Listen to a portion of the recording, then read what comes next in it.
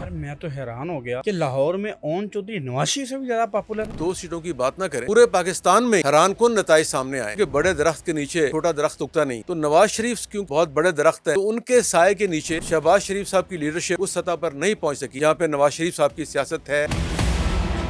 نواز شریف صاحب یا شہباز شریف صاحب گورنمنٹ کے جو پروجیکٹس ہیں اس میں کرپشن نہیں کرتے، کاروباری لوگ کاروبار کرتے ہیں۔ 74 میں ارب پتی ہو تو کھرب پتی ہو سکتے ہیں، لیکن جس کے والد اس زمانے میں 4-5 ہزار تنخواہ لیتے ہو یا 18ویں گریڈ میں ہو، وہ ارب پتی کیسے بن گئے؟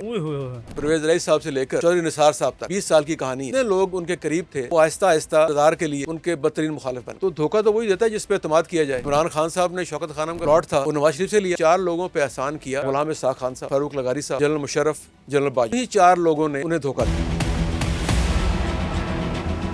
وہ حسین حقانی جو بے نظیر کے کریکٹر اسیسینیشن کے سیل میں شامل تھا، پلاٹ لیے کو بیچا، پھر چند سال کے بعد بے نظیر سے جا ملا، وفاداری تبدیل کی اور ان سے آج مل گیا جا کے۔ السلام علیکم ناظرین، میں ہوں طارق خان اور ایک انتہائی دلچسپ پوڈ کاسٹ کے ساتھ آپ کے ساتھ حاضر ہیں۔ ایک ایسی شخصیت جس نے کم از کم 3 دہائیاں اس سیاست کو بڑے قریب سے دیکھا، بلکہ طاقت کے ایوانوں میں جو لوگوں کی تقدیریں بدلتی ہیں اور بنتی ہیں اس کے چشمدید گواہ ہیں۔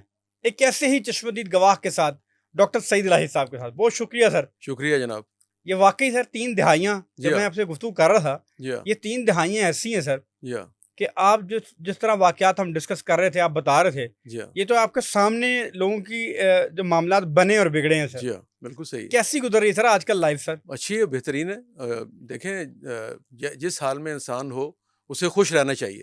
یہ نون لیگ کے تو آپ بڑے قریب رہے سر، جی ابھی کیا ہلکی ہلکی سی دوری کیوں نظر آ رہی ہے سر؟ نہیں، ابھی بھی قریب ہی ہیں، لیکن صرف یہ ہے کہ جو مختلف الیکشنز تھے اس میں نوجوانوں کو سیٹیں دی گئیں لاہور سے، جس کی وجہ سے جو سینئر لوگ تھے وہ رہ گئے اور نوجوان لوگوں کو دے دی گئیں، جس میں سے کچھ لوگ جیت گئے، کچھ ہار گئے۔ سر یہ بتائیے گا کہ یہ لاہور میں جو سینئر لوگ رہ گئے ہیں یہ کچھ خاص تناظر والے رہ گئے ہیں؟ خواجہ سعد رفیق بھی رہ گئے، اون چودھری لاہور سے جیت جاتا ہے، خواجہ سعد رفیق صاحب رہ جاتے ہیں۔ نہیں، لیکن خواجہ سعد رفیق صاحب کو تو ٹکٹ مل گئی تھی، وہ تو الیکشن میں وہاں پہ حالات بدل گئے اور حالات پلٹ گئے جس کی وجہ سے وہ جیت نہ سکے۔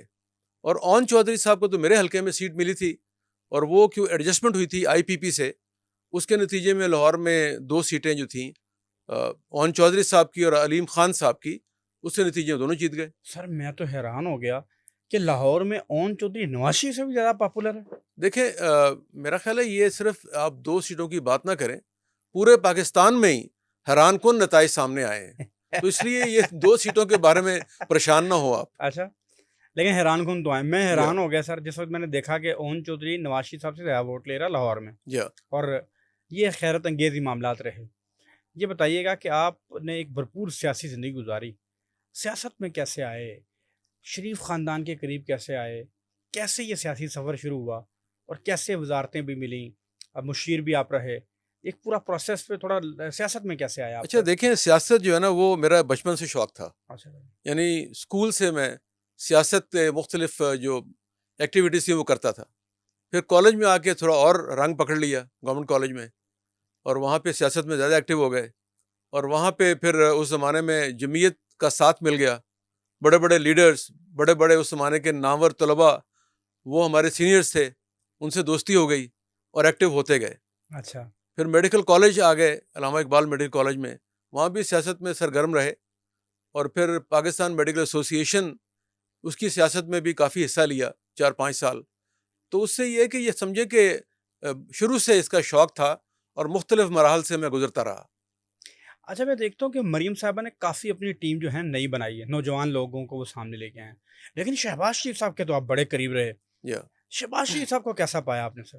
دیکھیں، شہباز شریف صاحب بڑے محنتی آدمی ہیں اور ڈیڈیکیٹڈ ہیں، جس کام کے پیچھے لگ جائیں وہ پھر پورا کرتے ہیں۔ اچھا، اور وہ سوتے بھی کم ہیں، رات کو 2-3 گھنٹے سوتے ہیں، تو ان کا زیادہ کام جو ہے وہ ذہنی طور پہ سوچنا اور پھر اپنے منصوبوں پہ عمل درآمد کرنا ہے۔ تو آپ دیکھیں پنجاب میں وہ جتنا عرصہ رہے ہیں، انہوں نے جتنے کام لاہور میں پنجاب میں کیے ہیں وہ اس کو میچ کر رہی ہیں مریم صاحبہ، جو ان سے بھی آگے بڑھنے کی کوشش کر رہی ہیں، اور بہت زیادہ پروجیکٹ مریم صاحبہ نے بھی لانچ کیے ہیں جو شاید ان 2 جو ادوار تھے ان سے بھی زیادہ برق رفتاری سے کام ہو رہا ہے۔ اچھا، یہ مجھے بتائیے گا کہ شہباز شریف صاحب اس پہ تو قطعی کوئی دو رائے نہیں ہے سر، کہ واقعتاً وہ بڑا ایک فعال ان کا کردار رہا. کیا شہباز شریف کے اندر وہ سیاسی پختگی بھی ہے؟ اور یہ بتائیے گا کیا وہ ڈیپتھ ہے جو ایک سیاستدان میں ہوتی ہے؟ ایک مدبر بھی ہوتا ہے دماغ میں اپنے، وہ چیزوں کو سوچ بھی رہا ہوتا ہے. کیا شہباز شریف صاحب میں یہ مدبرانہ سیاست اور سیاسی پختگی دیکھی آپ نے؟ دیکھیں کہتے ہیں نا کہ بڑے درخت کے نیچے چھوٹا درخت اگتا نہیں ہے. تو نواز شریف کیونکہ ایک برگد ہیں، بہت بڑے درخت ہیں، پرانے درخت ہیں، تو ان کے سائے کے نیچے شہباز شریف صاحب کی لیڈرشپ اس مقابلے پہ نہیں پہنچ سکی، اس سطح پر نہیں پہنچ سکی جہاں پہ نواز شریف صاحب کی سیاست ہے، ان کی وزڈم ہے، ان کی پاپولیرٹی ہے یا ان کی سوچ ہے. تو شہباز شریف صاحب نے جہاں تک گرو کرنا تھا وہ کر لیا، لیکن وہ نواز شریف صاحب کے سطح پر یا ان کے لیول پر نہیں پہنچ سکے. اچھا یہ بتائیے گا شہباز شریف صاحب کے آپ بڑے قریب رہے، آپ کا باقاعدہ آفس تھا، کمپلین سیل میں بھی آپ انچارج بھی رہے، بڑے آپ نے قربت پائی ان کی. یہ بتائیے گا کہ یہ آپ کہتے ہیں سوتے نہیں تھے، تو کہ آپ لوگوں کو بھی جگائی رکھتے تھے، کیا کرتے تھے؟ وہ سب کو جگائی رکھتے تھے. دیکھیں بلکہ آپ کو یاد ہوگا کہ جب ڈینگی آیا یا سیلاب آیا اس زمانے میں، تو 34-35 جو محکمے تھے ان کے سربراہان، آئی جی، چیف سیکرٹری صاحبان، ڈائریکٹر جنرل صاحبان، پرنسپل صاحبان میڈیکل کالج کے، اور تمام محکمے صبح 7:30 بجے وہاں دفتر میں حاضر ہوتے تھے. اور اس سے پہلے 6 بجے میٹنگ شروع ہو جاتی تھی جس میں مختلف لوگوں سے میٹنگ کرتے تھے، پھر ریگولر میٹنگز، پھر اس کے بعد امپلیمنٹیشن، پھر فیلڈ ڈیوٹیز.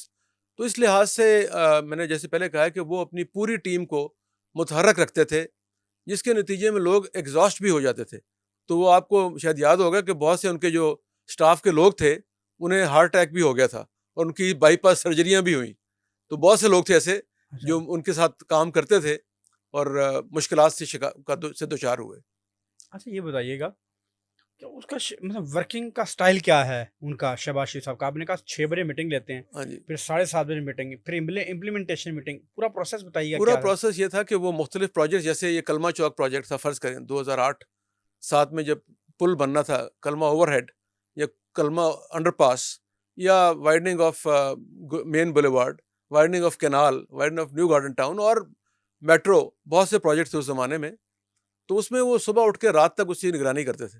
تو میں نے آپ کو ایک واقعہ شاید سنایا پہلے کہ جس دن کلمہ چوک اوور ہیڈ کا افتتاح ہونا تھا، اس سے ایک رات پہلے کو تقریباً 2-3 بجے میسج ملا کہ سی ایم صاحب پل کے نیچے کھڑے ہوئے ہیں رات کو 2:30-3 بجے.